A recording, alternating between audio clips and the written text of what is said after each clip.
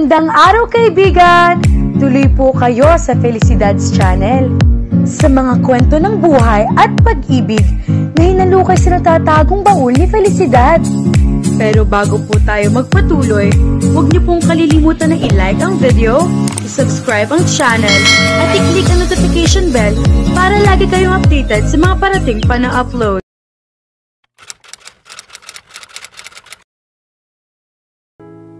Go to hell!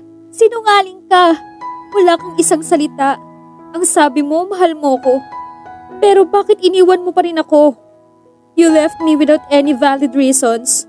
Why, Robbie? Umiiyak na sigaw ni Alex sa kawalan. Lagpas 12:00 na ng gabi. Alam niyang tulog na ang lahat ng tao sa bahay, kaya kahit magsisigaw siya, ay walang makakarinig sa kanya. Naroon siya sa terrace ng silid niya at naglalabas ng sama ng loob. Mula nang sabihin ni Josh ang batas sa bahay nito, ay hindi na siya lumalabas sa gabi, kaya hayon siya at mag-isang umiinom at naglalabas ng sama ng loob. Napatingin siya sa swimming pool sa ibaba at may naisip. Nilagok muna niya ang laman ng bote ng beer na hawak niya bago pasuray-suray na naglakad pababa patungo sa poolside. Tumayo siya sa gilid ng swimming pool. Ganoon na lang ang pagkagulat niya nang biglang may umahong nilalang sa tubig.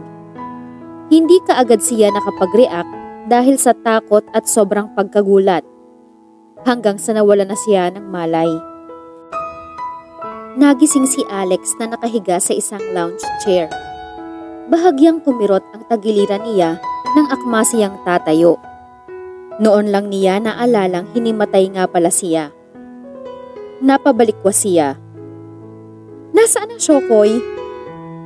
Anong Shokoy? What nonsense? Sabi ng isang pamilyar na tinig ng lalaki. Noon lang niya napansin si Josh na prenteng nakaupo sa tapat niya at may hawak na kupita ng may lamang red wine. Nakatalikod ito sa liwanag kaya hindi niya maaninag ang mukha nito. Subalit nakikita naman niya ang bulto ng katawan nito na halatang alaga sa workout.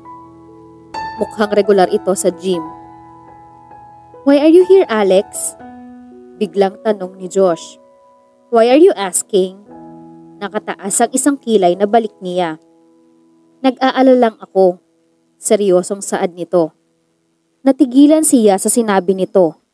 Tama ba ang narinig niya o nabingi lang siya? Pero bakit naman ito mag-aalala sa kanya? Are you kidding? Kailan ka pa nag-aalala sa akin? May bad spirit bang pumasok sa iyo at nagkakaganyan ka? Sarkastikong tura niya. Don't get me wrong.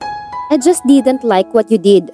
Kung gusto mong magpakamatay, huwag dito sa pamamahay namin at baka malasin kami habang buhay.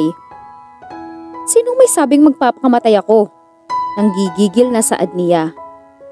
Kung ang solusyon mo sa pagiging broken-hearted mo ay pagpapakamatay, doon ka sa Laguna de Bay tumalon o kaya sa Peak 2 ng Los Baños. Tiyak na nasa morgue ka na ngayon at pinaglalamayan ng pamilya mo. Gigil na gigil siya sa inis. Hindi nga sabi ako magpapakamatay. Napipiko na singhal niya rito.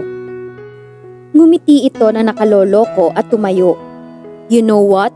Your boyfriend is so stupid. Anito at naglakad na patungo sa swimming pool. Tumayo rin siya at sinundan ito. Hoy, sandali lang. What do you mean by that? Galit na tanong niya at marahas na hinila ang kamay nito. Wala kang karapatan na. Hindi niya na ituloy ang sasabihin dahil bigla silang nahulog sa pool. Hindi siya marunong lumangoy. Teenager siya nang nagka-phobia siya sa tubig dahil muntik na siyang malunod sa swimming pool. Mahigpit siyang kumapit sa katawan ni Josh. Takot na takot siya. Huwag mo akong bibitawan. Hindi ako marunong lumangoy. Aniya rito. Naramdaman niya ang mga kamay nito na nakapulupot sa baywang niya. Pati ang matipunong katawan nito na nakalapat na sa basang katawan niya. Humigpit ang yakap nito. Sa hindi niya malamang dahilan, pamilyar sa kanya ang pakiramdam na iyon. Tila naramdaman na niya iyon noong panahong sinagip siya ng hero niya noong muntik na siyang malunod sa swimming pool. Hindi niya kilala kung sino ang taong nagligtas sa kanya sa pagkalunod noon. Nagkatitigan sila ni Josh. Hindi niya gusto ang nararamdaman niya, ngunit may bahagi sa kanya na hindi tumututol sa pagkakalapit nila. All she knew was she liked being in Josh's arms. Ang akala ni Alex ay hindi na matatapos ang tagpong iyon. Ngunit bigla na lang itong kumawala sa kanya at sumeryoso ang mukha. Hindi ka malulunod sa hanggang dibdib na tubig. Anito, kapag kuwan ay lumayo sa kanya at umahon sa pool. Naiwan siya habang nakamata sa papalayong binata. Miss Alex, heto na po ang mga pinabili ninyo, saad ni Tess, isa sa mga kasambahay ng mga Cortez. Pinakausapan niya itong ibili siya ng mga kakailanganin niyang gamit sa pagdidisenyo. Wala kasi siyang magawa ng araw na iyon. Salamat Tess, pakipatong na lang dyan. Nakangiting sabi niya. Nasa lanay siya at sinusulsihan ang itaas na bahagi ng plain black dress na hawak niya. Naisip niyang umisip ng disenyo na magte-trending sa taong iyon, lalo na sa summer. Bigla niyang naisip ang sketchbook niya na naglalaman ng mga bagong design niya. Nagtaka siya kung bakit hindi niya makita sa gamit niya ang sketchbook. Kahit kailan ay hindi niya kinalimutan iyon dahil napaka-importante niyon sa kanya. Nagalugad na niya lahat ng gamit niya, ngunit hindi talaga niya iyon makita. Naisip niyang baka naiwan niya iyon sa condominium unit niya sa Makati. But it was weird, dahil never talaga niyang nakakalimutan iyon. Siguro ay sadyang magulo lang ang isip niya dahil sa nangyari sa kanila ni Robbie. Gumuhit at gumawa na lang siya ng panibagong sketch. Total ay natatandaan pa niya ang lahat ng detalye ng disenyo niya. Kaysa naman umuwi pa siya para lang kunin ang sketchbook niya. Where are my tulips and orchids? Nagulat si Alex nang marinig ang malakas na boses ni Josh sa di kalayuan. Kasabay ng pagdagundong ng boses nito ay ang pagdagundong naman ng dibdib niya. Bumaling siya sa garden na kanugdog lamang ng lanay at nakita ang galit na mukha ni Josh. Nakatunghay ito sa kalbong bahagi ng tulips bed at sa hanging orchids na wala ng mga bulaklak. Balak sana niyang magtago, ngunit huli na. Mabilis na itong nakalapit sa kanya. Gusto kong malaman kung sino ang nagbigay sa'yo ng permiso na sirain ang mga halaman ko. Galit na wika nito habang nakatingin sa mga nagkalat na bulaklak sa sahig. May pinatigas din na bulaklak ng orchid sa center table.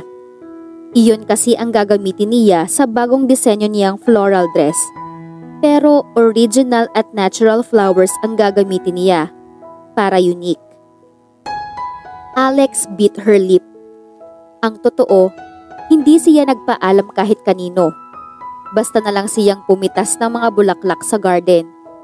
Malay ba niyang mga tanim iyon ni Josh? Ang damot mo naman, para pumitas lang ng kaunti eh. Reklamo niya. His jaw tightened. Kaunti? Halos ubusin mo na ang lahat ng bulaklak. Alam mo ba kung gaano ko katagal inalagaan ang mga bulaklak na yon? Lalo na mga tulip na pinahiran mo lang ng natural varnish? Galit na wika nito. She found herself staring at him. Although anger was written in his face, hindi may pagkakailang nagtataglay ito ng napakagwapong mukha. Hindi tuloy siya nakakaramdam ng takot dito. Bakit ba ang gwapo-gwapo mo, Josh? Kapag nagagalit ka ay mas lumalakas ang dating mo. Stupid Alex. Hayan ka na naman. Stop fantasizing about him. Whatever stupid, naisatinig niya. Naiinis kasi siya sa sarili niya kung bakit kumokontra pa ang isip niya samantalang may bahagi naman sa kanya na tuwang-tuwa habang nakatitig sa binata. Niloloko lang niya ang sarili niya. What did you say? Salubong ang mga kilay na tanong nito. Sinong stupid? Ako ba? Wala naman ako sinabing ikaw sagot niya. Tumingin ito sa paligid bago naningkit ang mga matang bumaling uli sa kanya. Well, tayo lang ang magkausap dito. Don't tell me sinabihan mo ang sarili mo. Siya naman ang naningkit ang mga mata. Bakit ko naman sasabihan ang sarili ko na stupid? Malay ko. Stupid ako kung magkakagusto ko sa'yo. Pakli niya. Hindi niya alam kung bakit defensive agad siya. Dumilim ang anyo nito. Huwag mong ibahin ang usapan. Sinira mo ang mga halaman ko, kaya sa ayaw at sa gusto mo, papalitan mo ang mga yon. Or else, bibit-bitin kita palabas ng bahay namin. Nagngingit-ngit sa galit na iniwan siya nito na hindi man lang siya nakapagsalita. Bahagya siyang nagulat sa inasal nito. Ngayon lang kasi niya ito nakitang nagalit ng ganoon. Buisit? Bakit pa pagtatanim na lang ay hindi pa ako marunong? Naiinis na pagkausap ni Alex sa sarili kinabukasan ng umaga.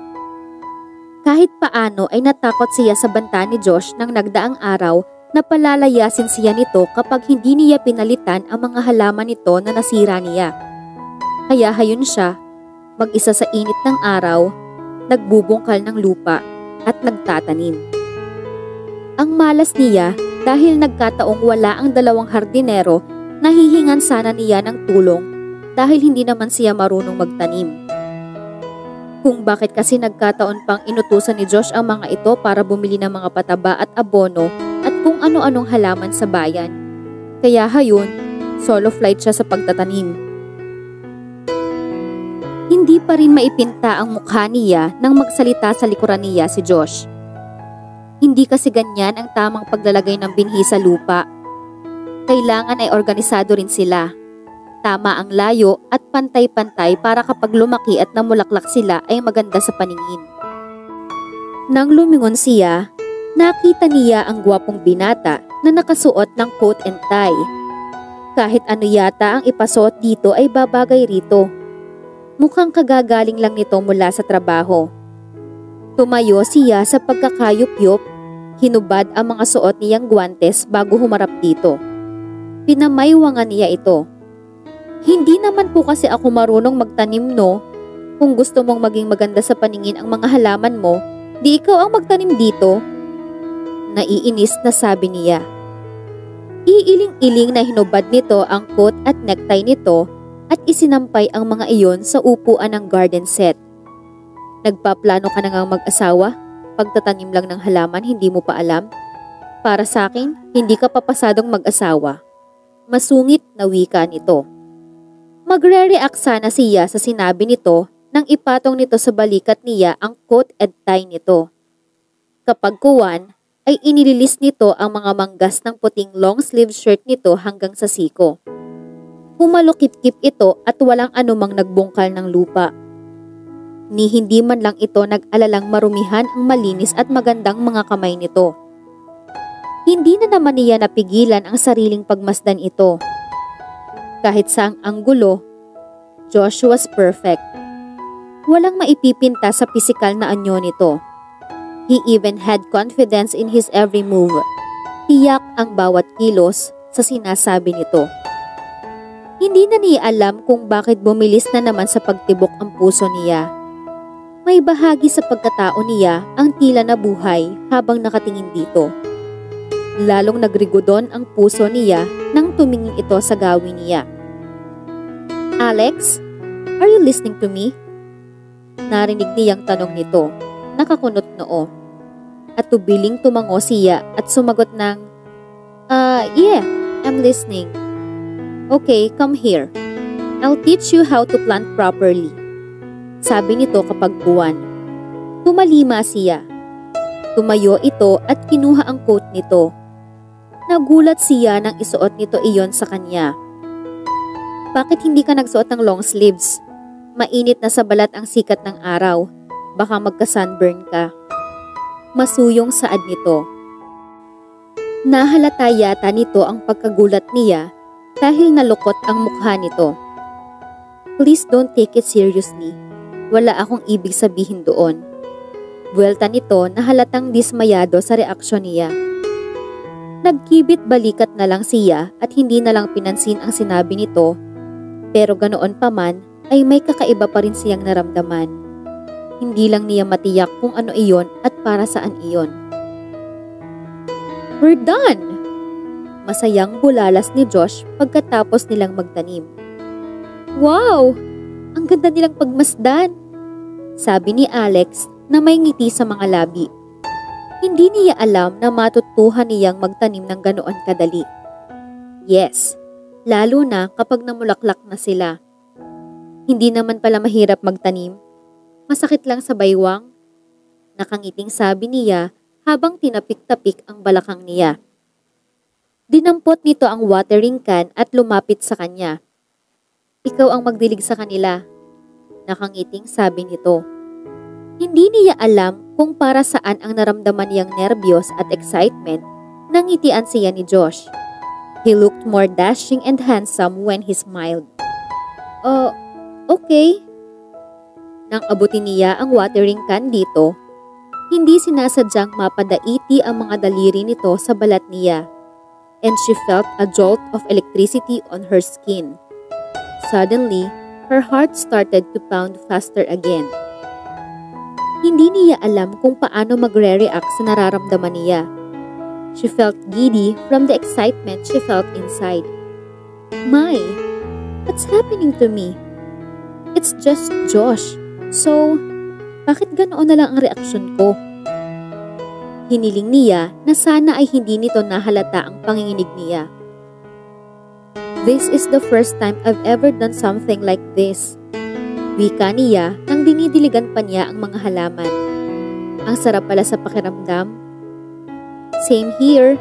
It feels good inside, sabi ni Josh. Nagtaka at naguluhan siya sa sinagot nito. Hindi naman bago rito ang pagtatanim dahil bata pa lamang sila ay mahilig na talaga ito sa mga halaman. Nang sulyapan niya si Josh, ganoon na lamang ang pagkamangha niya nang makitang nakatitig ito sa mukha niya. Kahit dinadaga ang dibdib niya dahil sa labis na nerbiyos at excitement, nakuha pa rin niyang magsalita. Ang pagtatanim ang tinutukoy ko, Josh. Tila nahimasmasan ito at naging balisa. Iyon din naman ang tinutukoy ko. Ano ka ba? Matagal mo nang ginagawa ang bagay na to. Mga bata pa nga lang tayo, nagtatanim ka na. Kaya nga malimit kitang asarin noon na mag-apply kang gardener sa bahay namin paglaki natin. So, alin ang bago sa'yo ron? Tumawa siya ng mahina nang maalala ang kabataan nila. Yun ba? Ang ibig kong sabihin doon, ang magtanim kasama ng taong hindi naman marunong magtanim. And it feels good dahil alam kong may natutuhan ka sa akin. Nakangiting paliwanag nito. Ngumiti na rin siya. May natutunan nga ako. Promise, hindi ko nasisirain ang mga bulaklak mo dahil mahirap nga talagang magtanim at magpalaki ng mga halaman. Okay lang naman sa akin na mamitas ka ng mga bulaklak dito sa garden kahit kalbuhin mo pang lahat, basta palitan mo lang. Nakangiting sabi nito. Umawang ang bibig niya. Hindi makapaniwala sa narinig.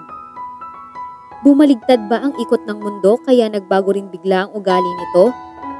Bakit bigla yatang bumait ito at nakuha pang magbiro? Wala man kasense ang biro nito, napakalaking bagay na niyon para sa kanya. Ni minsan kasi ay hindi siya nito pinansin noon kapag nakikipag-usap siya rito o aasarin niya ito. Tinitingnan lang siya nito, pagkatapos ay iiwanan siyang asar na asar dahil siya ang napikon. Malalaman lang niyang pikon ito tuwing pagagalitan siya ng parents niya o ng Kuya Tristan niya. Ginagantihan siya nito sa pamamagitan ng pagsusumbong sa pamilya niya. Naaalala pa niya noong 16 years old siya. Isinumbong pa nito sa parents niya ang pagpapapansin at pagtatapat niya rito na may gusto siya rito kaya hayun. Isang buwan siyang grounded at hindi nakalabas ng bahay.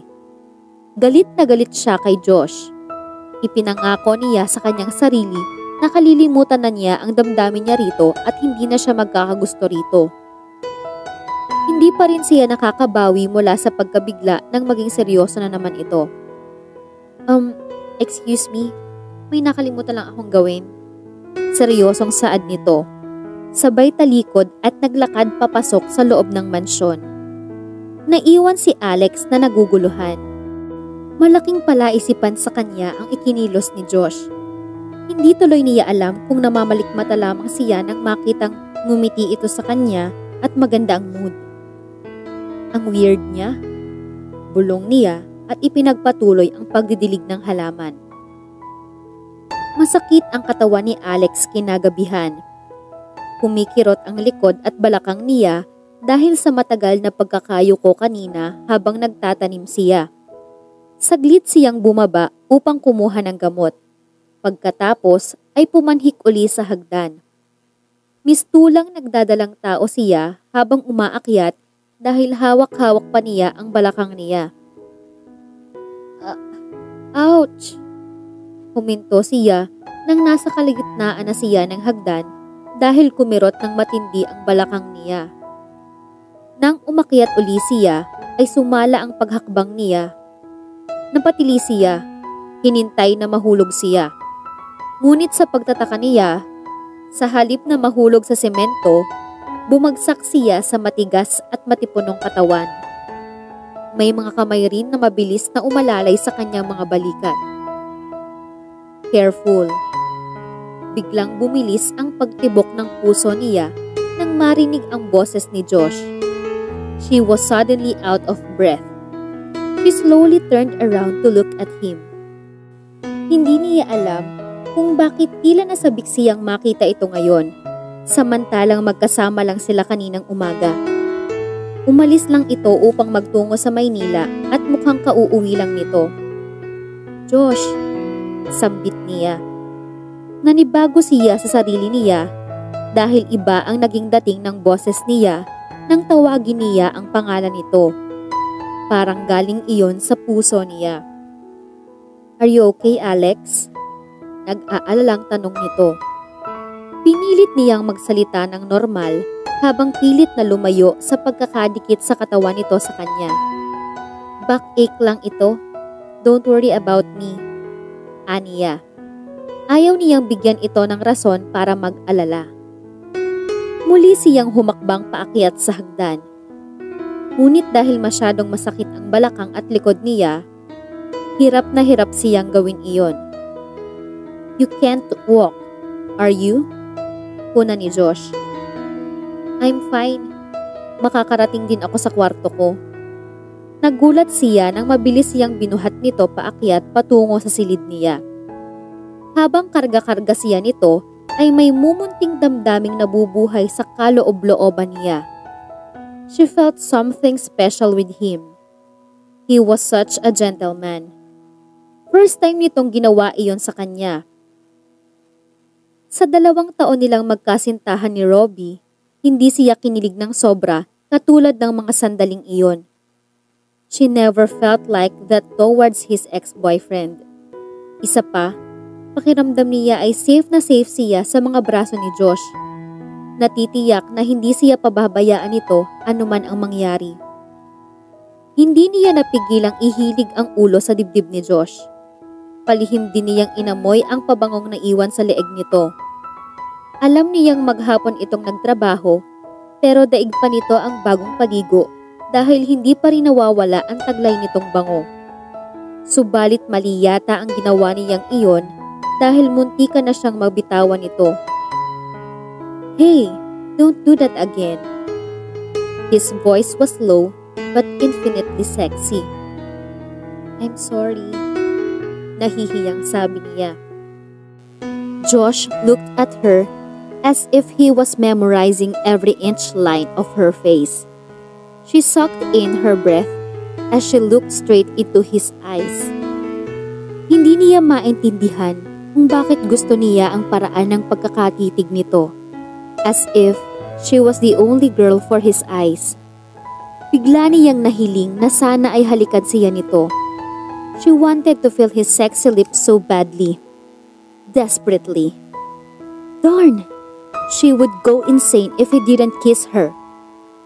Tuluyan nang nawala sa katinoan si Alex nang kusang kumilos ang mga kamay niya at inilapit ang mukha nito sa kanya. Then she kissed him. Naramdaman niyang tumugon ito at aaminin niyang gusto niya iyon. Pakiramdam niya ay pareho sila ng nararamdaman. Josh's kiss made her think that he loved her. Yes, pakiramdam niya ay may pagmamahal iyon.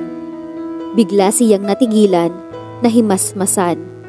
Mabilis siyang humiwalay rito. Ano ba ang ginagawa niya? Mali iyon. Maingat naman siyang ibinaba nito. Mabuti na lang at nasa tapat na siya ng silid niya, kaya walang salitang iniwan niya itong pumasok sa loob. Ano bang nangyayari kay Alex? Nagpunta nga siya doon upang mag-move on. Pero bakit sa halip na mag-move on, mas lalo niyang dinadagdagan ang problema niya? At ito namang si Josh, hindi rin natin maintindihan kung ano ba ang tunay na nararamdaman kay Alex. Galit ba siya? O nagkakagusto na siya sa dalaga? Abangan natin sa susunod na kabanata.